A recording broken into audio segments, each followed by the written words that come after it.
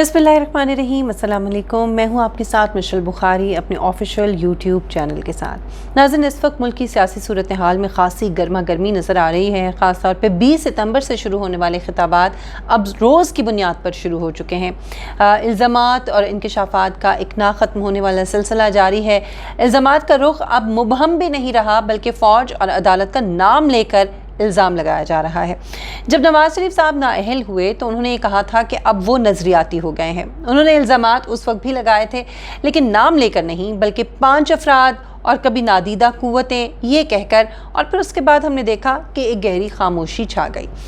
मियां नवाज शरीफ की नाअहली को अब 4 साल से ज़ायद का अरसा गुजर गया है, और अब अचानक हम देख रहे हैं कि उनके उस नज़रियाती बयानिए में एकदम से शिद्दत आ गई है। सवाल ये उठता है कि आखिर क्यों?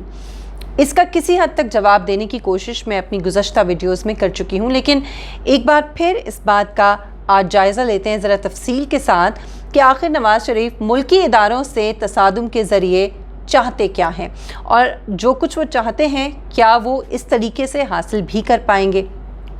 एक और अहम सवाल वो ये कि आज वज़ीर आज़म ने, इमरान खान साहब ने अपने एक इंटरव्यू में इल्ज़ाम लगाया कि नवाज़ शरीफ पाकिस्तान के ख़िलाफ़ साजिश कर रहे हैं और बहुत ख़तरनाक खेल खेल रहे हैं, और ये कि भारत उनकी पूरी मदद कर रहा है। क्या भारत वाकई नवाज़ शरीफ की मदद कर रहा है? इन्हीं सवालों के जवाब आज के इस वीडियो में मैं देने की कोशिश करूँगी, लेकिन इसके लिए थोड़ा सा हमें मामलात का और हालात का जायज़ा लेना होगा। नाज़रीन, आज मुस्लिम लीग नून की सेंट्रल वर्किंग कमेटी के इजलास से नवाज शरीफ ने वीडियो लिंक पर खिताब किया, और इस खिताब में उन्होंने कहा कि हम इमरान खान से नहीं पूछते, क्योंकि हम उन्हें कोई अहमियत ही नहीं देते और उन्हें हमारे सरों पर मुसल्लत कर दिया गया। लाने वाले जो सौगात लाए हैं वो बताएं किस खुशी में ये सौगात मुसल्लत की है, क्यों मुल्क का मैंडेट चोरी किया। ये बातें एक न एक दिन मंजर आम पर आनी थी। हालात को देखकर चुप नहीं रह सकता, कोई चुप कराएगा भी, कराने की कोशिश भी ना करे, क्योंकि अब मैं चुप नहीं रहूँगा। नवाज शरीफ की पिछली 3 तकरीरें अगर हम देखें तो उससे यही लग रहा है कि वो जो बयानिया आज से 4 साल पहले इख्तियार करना चाह रहे थे, अब वो बाकायदा उन्होंने इख्तियार कर लिया है, लेकिन यहाँ बैठ के नहीं, बल्कि लंदन में बैठ के, जो निस्बतन आसान काम है। वो अपने आप को एंटी इस्टेब्लिशमेंट लीडर जाहिर करने की कोशिश कर रहे हैं, ये तासुर देने की कोशिश कर रहे हैं कि उन्होंने अब वो जद्दोजहद शुरू कर दी है जिस तरह की जद्दोजहद नेल्सन मंडेला ने की थी। ये मैं हरगिज़ नहीं कह रही, ये मियाँ नवाज शरीफ साहब सिर्फ तासुर देने की कोशिश में है। अब सवाल ये है कि इनके इस बयानिए में शिद्दत की वजह क्या है, बल्कि असल सवाल ये होना चाहिए कि आखिर वो 4 साल अगर मगर क्यों करते रहे, और 20 सितंबर के बाद उन्होंने अपने सारे पत्ते शो क्यों कर दिए। इसका जवाब बहुत सादा और वाज़ेह है, जो मैं अपनी पिछली वीडियो में भी दे चुकी हूँ।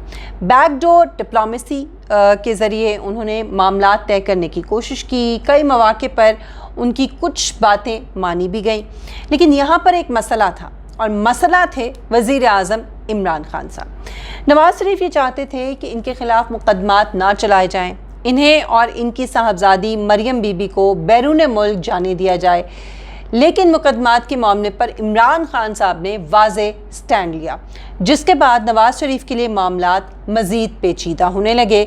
उन्होंने आखिरी कोशिश के तौर पर, हमने अभी हालिया दिनों में देखा, मोहम्मद ज़ुबैर को, कुछ अपने और लोगों को भी आर्मी क़यादत से मिलने के लिए भेजा, लेकिन आगे से साफ जवाब मिलने पर उन्होंने ये फ़ैसला किया कि अब और कोई ऑप्शन नहीं है सिवाय फैसला कुन जंग के। हालात डू और डाई की नहज पर पहुंच चुके हैं। ये वो वजह थी जो आज नवाज शरीफ को आज के बयानिए पर ले आई।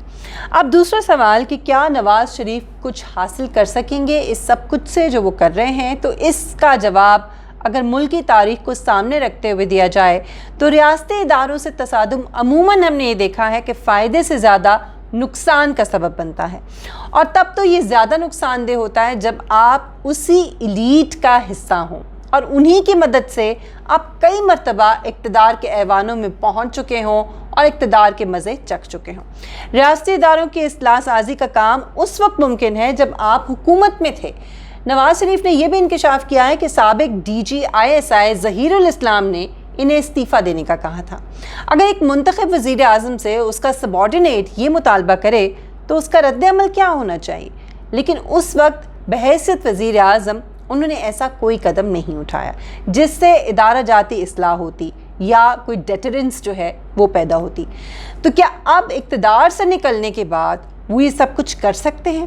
یہ بڑا امپورٹنٹ سوال ہے، اور سب سے خطرناک بات یہ ہے کہ نواز شریف کو اپنے اس موجودہ بیانیے کی کامیابی کے لیے ملک بھر میں انارکی کی ضرورت ہے، جہاں ریاست کی رٹ ختم ہو جائے، عوام سڑکوں پر امڑ آئے، ہر ادارہ اپنی صلاحیت کھو بیٹھے۔ دوسری صورت یہ ہے کہ حکومت اور جو ادارے ہیں اس پر کچھ دباؤ ڈال کر کوئی ڈیل کر لی جائے۔ اداروں سے تصادم کی وجہ بھی یہی ہے کہ ان کو دباؤ ملایا جائے، جو ہم دیکھ رہے ہیں اس وقت۔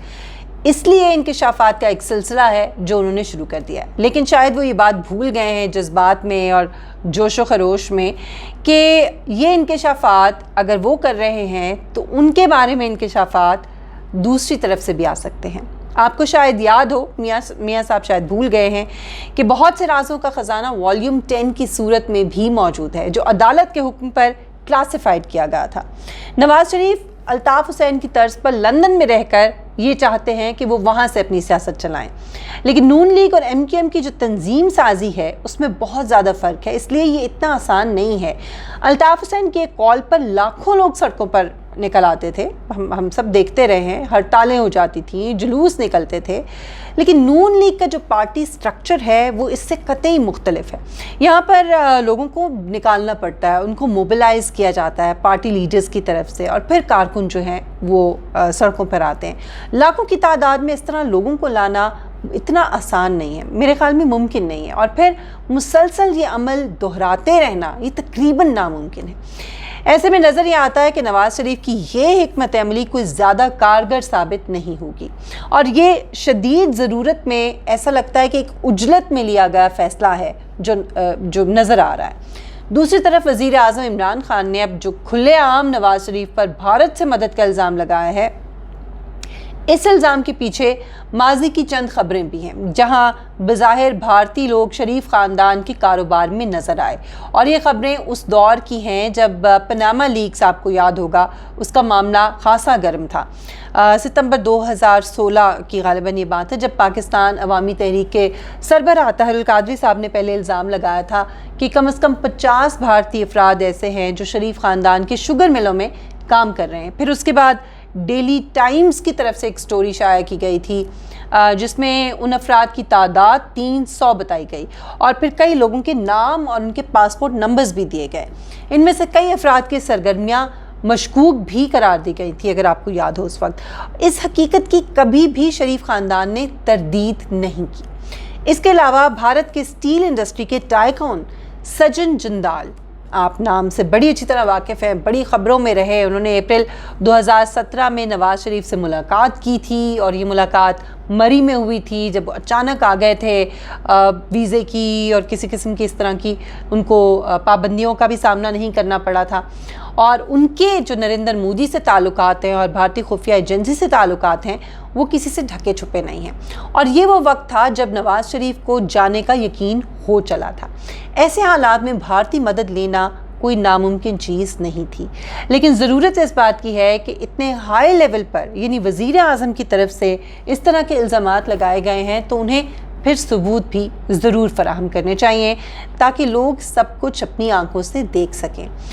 ناظرین، ملکی سیاسی پس منظر کو سامنے رکھتے ہوئے جو زمینی حقائق بتاتے ہیں وہ یہ ہیں کہ اب نواز شریف کا طاقت کے کھیل میں واپس آنا خاصا مشکل لگ رہا ہے، اور آنے والی جو ڈیولپمنٹس ہیں اس پر ہم سب کی نظر رہے گی۔ آپ اپنی رائے کا اظہار کر سکتے ہیں کامنٹ سیکشن میں میری اس ویڈیو کے حوالے سے، اور اگر آپ نے ابھی تک میرے اس چینل کو سبسکرائب نہیں کیا تو میرے چینل کو سبسکرائب کیجئے، بیل آئیکن کو پریس کریں تاکہ جو بھی پولیٹیکل ڈیولپمنٹس ہو رہی ہیں اس کے حوالے سے میری جو بھی ویڈیوز ہیں وہ آپ تک پہنچ سکیں۔ اپنا بہت خیال رکھیے گا، انشاءاللہ نیکسٹ ویڈیو میں آپ سے ملاقات ہوگی۔ اللہ حافظ۔